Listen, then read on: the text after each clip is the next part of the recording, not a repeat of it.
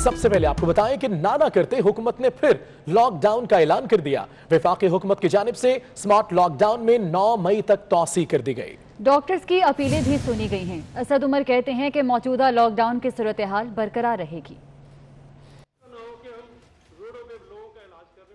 इस किस्म की सिचुएशन से अपने आप को बचाने के लिए बहुत ज़रूरी है कंप्लीट सोशल डिस्टेंसिंग, लॉकडाउन। ना करते हुकूमत ने फिर लॉकडाउन का ऐलान कर दिया। वफाकी हुकूमत की जानिब से स्मार्ट लॉकडाउन में 9 मई तक तौसी कर दी गई। असद उमर ने कहा मौजूदा लॉकडाउन की सूरत हाल बरकरार रहेगी। 15 दिन की मजीद तौसी का फैसला किया गया, यानी कि ये 9 मई तक जो मौजूदा सूरत हाल है वही हम आगे लेके चलेंगे। इससे कबल वजीर आजम इमरान खान लॉकडाउन के हवाले से कभी हाँ कभी ना करते रहे। जो लॉकडाउन हमने किया था वो लॉकडाउन आगे भी लेके जा रहे हैं। मसलन स्कूल, कॉलेजेस, स्पोर्ट्स मैचेस हैं और कोई भी जिधर पब्लिक, सिनेमाज जिधर पब्लिक जमा हो सके वो तो लॉकडाउन रहेगा अगले 2 हफ्ते भी। तकरीबन मैं कहूँगा 98% अब मुकम्मल तौर पे कंसेंसस हो गया। कोरोना से फ्रंट लाइन पर लड़ने वाले डॉक्टर्स भी हुकूमत से लॉकडाउन बरकरार रखने का मुतालबा करते रहे। This is the time for total lockdown. Maybe after May we can talk about smart. अगर हमने थोड़ा कंट्रोल किया, इस वक्त हम डबलिंग की तरफ जा रहे हैं बहुत ज़्यादा, और इस वक्त हम बहुत एग्जॉस्ट हो रहे हैं, सिस्टम्स कोलैप्स हो रहे हैं, तो इसलिए हमें स्मार्ट लॉकडाउन की नहीं बात करनी चाहिए, टोटल लॉकडाउन की बात करनी। हुकूमत ने लॉकडाउन में तौसी करके डॉक्टरों की अपीलें सुन ली हैं। वज़ीर आज़म इमरान खान का कहना है कि माजी में करप्शन छुपाने के लिए मीडिया को इस्तेमाल किया गया। प्लांटेड प्रोग्राम्स के लिए एंकर्स पर पैसे खर्च किए गए, लेकिन सच को ज्यादा देर दबाया या छुपाया नहीं जा सकता। उनका कहना था कि करंट अफेयर्स के प्रोग्राम लोगों के लिए बेमानी हो चुके हैं। हॉलीवुड और बॉलीवुड फहाशी फैला रहे हैं। वज़ीर आज़म इमरान खान से वीलॉगर से मुलाकात की, जिसमें वज़ीर आज़म ने मीडिया को खूब आड़े हाथों लिया। कहा 2008 के बाद करप्ट लोग हुकूमत में आए और करप्शन छुपाने के लिए मीडिया को इस्तेमाल किया गया। प्लांटेड प्रोग्राम्स के लिए एंकर्स पर पैसे खर्च किए गए, लेकिन सच को ज्यादा देर दबाया और छुपाया नहीं जा सकता। ये बात कहकर वज़ीर आज़म ने कई एंकर्स की साख पर सवालिया निशान लगा दिया। अवाम सोच रहे हैं कि आखिर वो कौन से एंकर हैं जिन्होंने पैसे लेकर प्लांटेड प्रोग्राम्स किए। वज़ीर आज़म ने मजीद कहा कि करंट अफेयर्स के प्रोग्राम लोगों के लिए बेमानी हो चुके हैं। लोग तंग हैं क्योंकि इन प्रोग्राम्स का कोई नतीजा नहीं निकलता। वज़ीर आज़म ने कहा कि एंकर्स की रेटिंग बढ़ती और गिरती देखी। जिस एंकर में तकब्बुर आ जाए उसका ज़वाल शुरू हो जाता है। उन्होंने कहा कि PTI के 30 अक्टूबर के जलसे में लोगों को बहुत रेटिंग मिली। वज़ीर आज़म इमरान खान ने कहा कि हॉलीवुड और बॉलीवुड फहाशी फैला रहा है, जिससे खानदानी निज़ाम तबाह हो रहा है। व्लॉगर से गुफ्तगू करते हुए वज़ीर आज़म का कहना था कि कोरोना पाकिस्तान समेत दुनिया भर के लिए इम्तिहान है। लॉकडाउन की वजह से मुल्क में बेरोजगारी बढ़ी। लॉकडाउन के साथ कारोबार बंद नहीं करने चाहिए थे। कमजोर तबका बहुत मुश्किल में है। वज़ीर आज़म इमरान खान ने ISI के साथ मिलकर ट्रेस एंड ट्रैक सिस्टम मुतारिफ कराने का ऐलान कर दिया। जिस इलाके में कोरोना होगा सिर्फ उसे लॉकडाउन किया जाएगा, बाकी में कारोबार चलता रहेगा। वज़ीर आज़म ने कहा कि किसी मुल्क या आलमी इदारे ने $1 की भी मदद नहीं की। सिर्फ गैर मुल्की कर्जों पर शरह सूद की अदायगी में 1 साल की छूट मिली है। Human rights commission of Pakistan ने कोरोना के खिलाफ वफाकी हुकूमत के इकदाम पर शदीद तनकीद की है। कहा लॉकडाउन के हवाले से मुख्तलिफ पैगाम देकर आवाम को कंफ्यूज किया जा रहा है। यही नहीं, मुश्किल की घड़ी में वफाकी हुकूमत एक सूबाई हुकूमत के खिलाफ पॉइंट स्कोरिंग में मसरूफ है।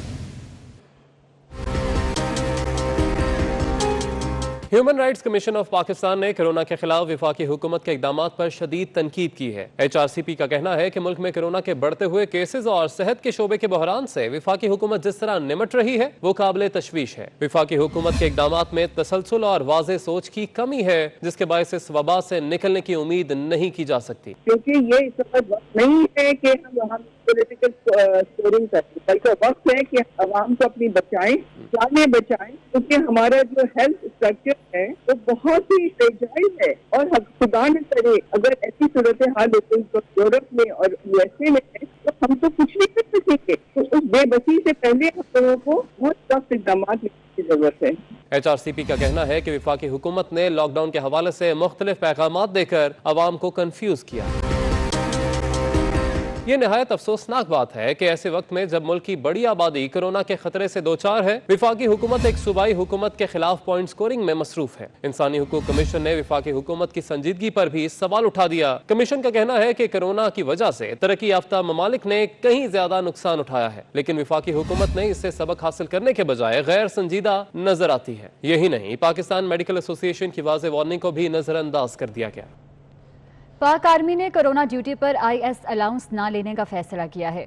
DG ISPR ने कहा है कि फैसले के बाद हुकूमत रकम कोरोना से मुतासर अफराद पर खर्च कर सकेगी। खदशा है कि अगले 2 हफ्ते में कोरोना वायरस केसेस की तादाद बढ़ सकती है। भारत ने कोरोना की इब्तिदा से अब तक 406 बार LOC की खिलाफ वर्जियाँ की हैं। DG ISPR ने खदशा जाहिर किया है कि अगले 2 हफ्ते में कोरोना वायरस केसेस की तादाद बढ़ सकती है। आइसोलेशन सेंटर्स, टेस्टिंग इस्तेदाद में रोज बरोज इजाफा हो रहा है। पाक फौज की जानिब से 3.5 लाख से ज्यादा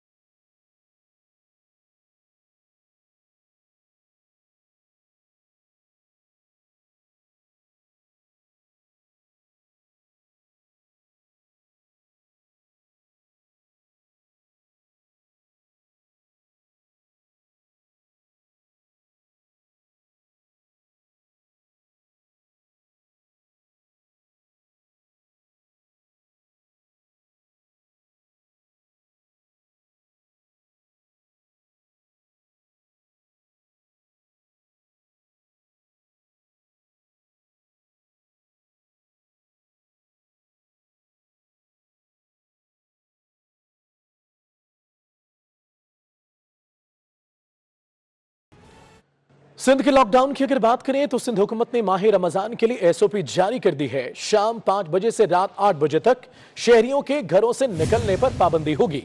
पब्लिक ट्रांसपोर्ट, डबल सवारी और अमूमी कारोबारी सरगर्मियों पर भी पाबंदी लगाई गई है। सिंध हुकूमत ने माह रमजान के SOP जारी कर दिए हैं। शाम 5 से रात 8 बजे तक शहरियों के घरों से निकलने पर पाबंदी होगी। पब्लिक ट्रांसपोर्ट, डबल सवारी और अमूमी कारोबारी सरगर्मियों पर पाबंदी होगी। वाज़े रहे, बाजमात नमाज और नमाज तरावी के हवाले से भी पाबंदी लगाई गई है। शहरी तरावी घरों में अदा करेंगे। महकमा दाखिला सिंध के नोटिफिकेशन सामने आ गए।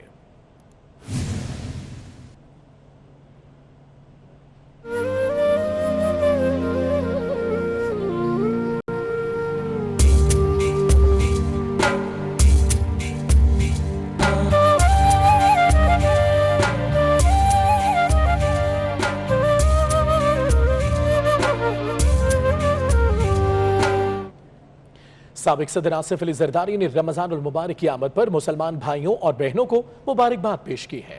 उनका कहना है कि कोरोना को शिकस्त देने के लिए अपने घरों में इबादत करें। अपनी दुआओं में डॉक्टर्स, नर्सेज और मेडिकल स्टाफ को याद रखें।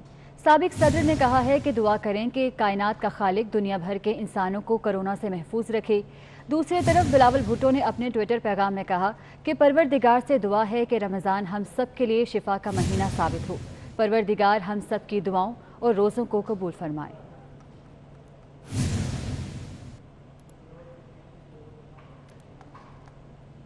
आगे बढ़े और आपको बताएं कि कराची में मसाजिद इंतजामिया की जानिब से हुकूमती SOPs पर अमल दरामद कराया जा रहा है। नमाज तरावी के लिए शहरियों की मसाजिद में आने पर पाबंदी है। समर अब्बास से तफसीलात जानते हैं। समर बताएगा।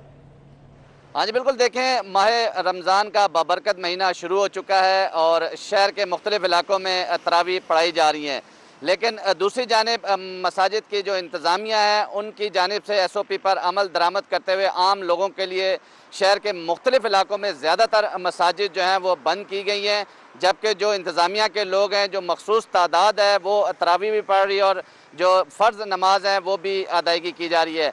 मैं इस वक्त मौजूद हूँ तारिक रोड रहमानिया मस्जिद पे। यहाँ पे भी सूरत-ए-हाल यही है कि इस मसाजिद को बंद किया गया है। कई लोग यहाँ पे आए हैं लेकिन वो वापस चले गए। मस्जिद इंतज़ामिया की जानिब से मस्जिद के अंदर मखसूस लोग जो हैं वो तरावी पढ़ रहे हैं, जबकि इसी तरह उन्होंने इशा की नमाज भी जो फ़र्ज़ हैं वो भी अदा किए हैं। दूसरी जानिब शहर के मुख्तलिफ़ इलाकों में सिक्योरिटी भी सख्त की गई है, पुलिस की जानिब से गश्त भी किया जा रहा है, जबकि शहर के मुख्तलिफ़ इलाकों में लॉकडाउन की खिलाफ वर्जियों पर पुलिस कार्रवाइयाँ भी कर रही है। और इसी तरह जो है शहर के मुख्तलिफ़ इलाकों में मसाजिद पे भी जो है नफरी भी चेक की जा रही है। ठीक है समर, बहुत शुक्रिया तफसीलात के लिए।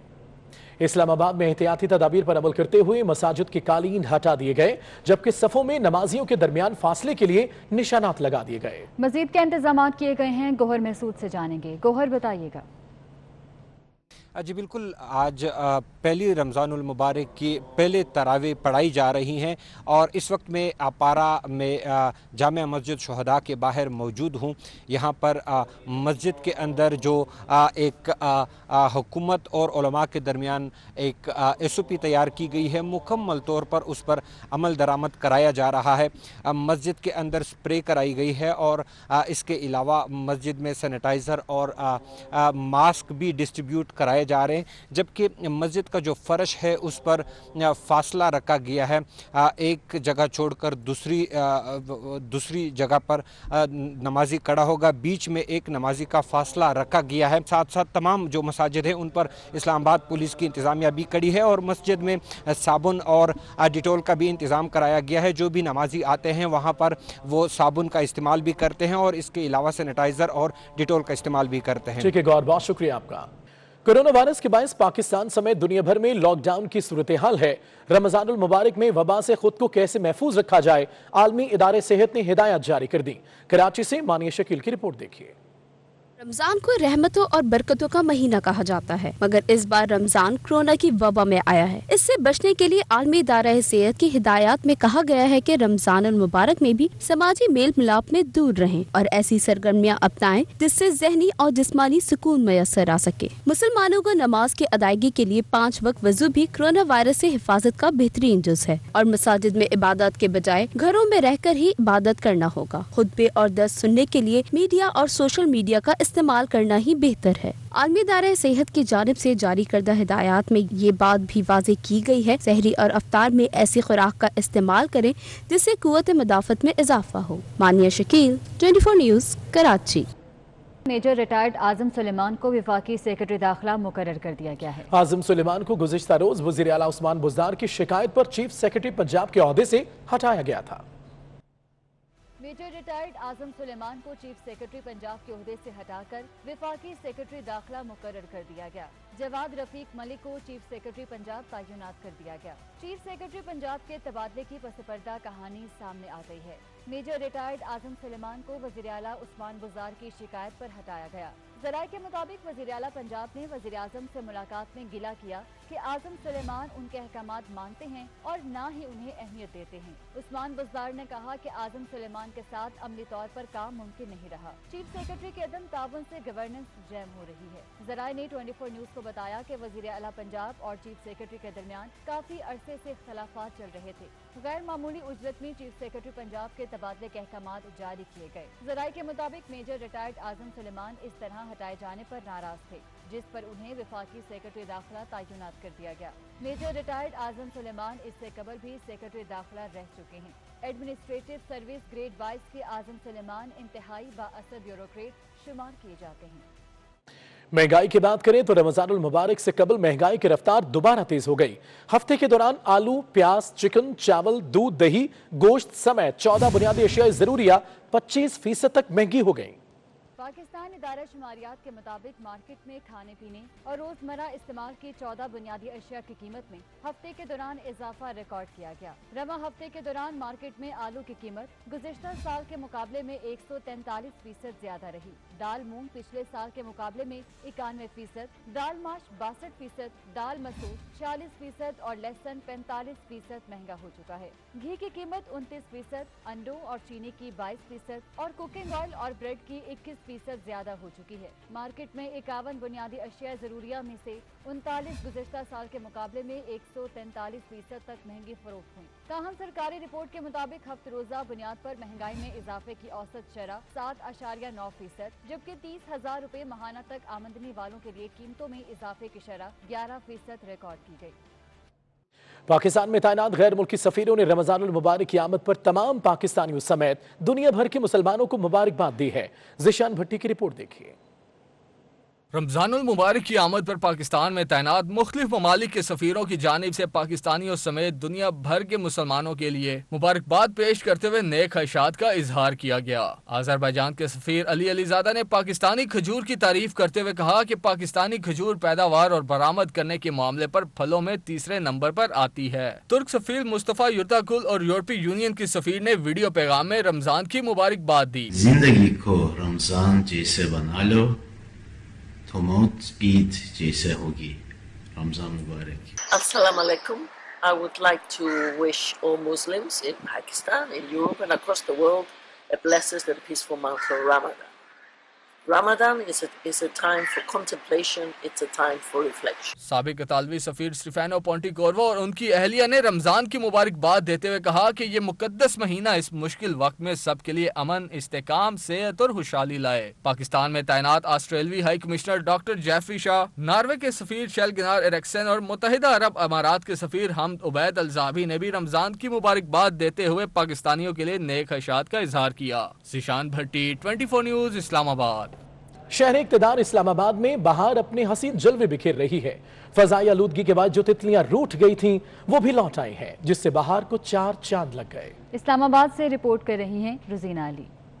शहर इक़्तिदार इस्लामाबाद ने लाल, गुलाबी, सफ़ेद गुलाब के फूलों और मोतियों की मानिंद नारंगी, लाल, पीले फूलों की चादर ओढ़कर बहार के हुस्न में 4 चांद लगा दिए हैं। खूबसूरत मस्ती करती तितलियां जो फिजाई आलूदगी के बढ़ते शहर से रूठ गई थी, फिजा के मुअत्तर होने पर लौट आई हैं।